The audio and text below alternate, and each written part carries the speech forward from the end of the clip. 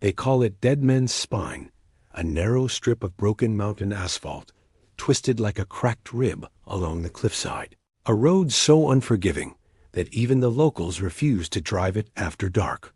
To outsiders, it is just another forgotten rural pass. But to bikers, to the men and women who live their lives on two wheels and gamble every day against gravity and fate, Deadman's Spine is something else entirely.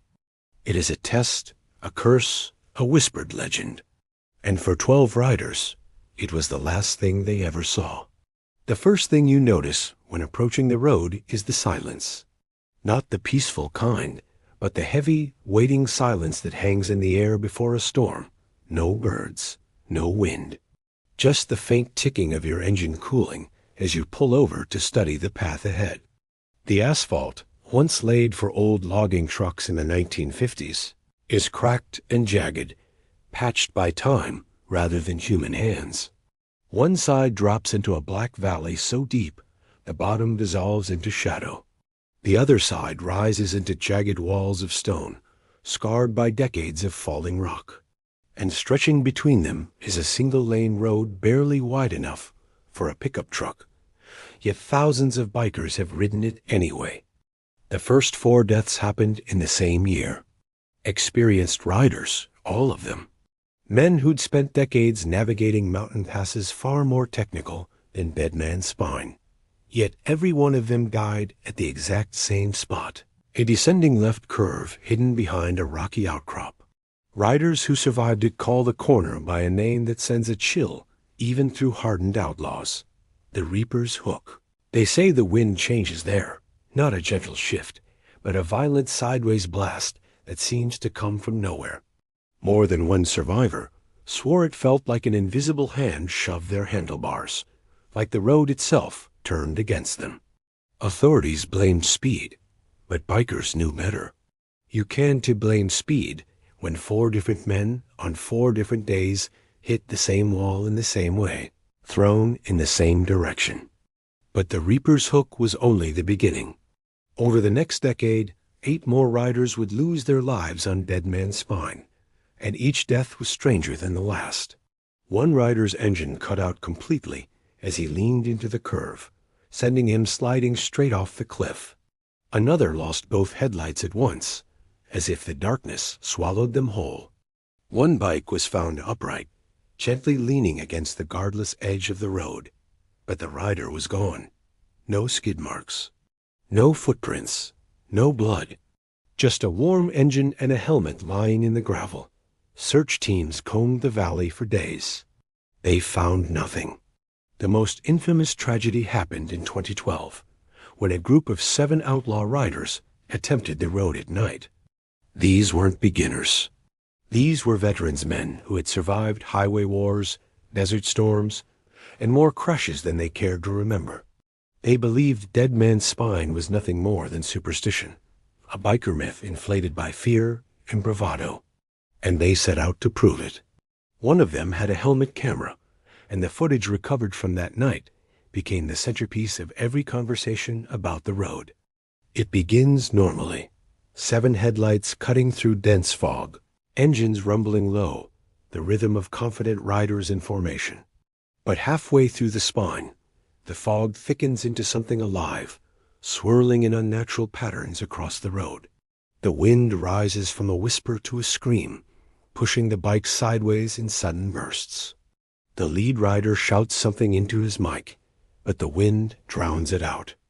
Then the camera tilts sharply left, then right, as if the bike is being yanked by 2 opposing forces. Behind him, the lights of the riders begin to sway violently, like a row of candles caught in a hurricane. And then it happens. 3 headlights vanish in an instant, gone, swallowed by the darkness over the cliff. 2 bikes slam into the rock wall, sparks exploding like dying fireworks. One bike bursts into flames, its fuel tank rupturing on impact. The lead rider manages to brake just before the edge, throwing his bike sideways and collapsing onto the dirt. His camera captures him stumbling, screaming into the void. Where is everyone? Where the hell are they? He was the only survivor. After that night, authorities made several attempts to close the road. They installed barriers, warning signs, and even temporary gates. But the mountains seemed to resist every intervention. Landslides wiped out the signs within weeks. A storm knocked down the barriers as if they were made of paper. And within months, Deadman's Spine was open again, as silent and hungry as ever. Yet here is the strangest part, not a deterrent, but a mystery. Despite the 12 deaths, despite the warnings and the stories and the footage that still circulates in outlaw circles, bikers continue to return. Not to tempt fate, but to understand it, to conquer something no one else can, to prove that skill and instinct can overcome even a road that doesn't follow the rules of nature. Some say Deadman's Spine is the purest test of a rider's ability, a crucible where the weak are separated from the fearless. Others say it is cursed, an old path carved into a mountain that never wanted to be touched. And some believe the road takes lives not out of malice, but out of balance, as if every rider who passes safely through owes a debt, one that someone else must pay. To this day, no one can explain why engines fail on that curve, why the wind changes direction in an instant, or why certain riders vanish without leaving a trace. What we do know is this: Deadman's Spine waits, silent, patient, and sooner or later, another rider will roll up to that cracked line of asphalt, stare into the fog, and decide whether to turn back or to face the mountain's judgment.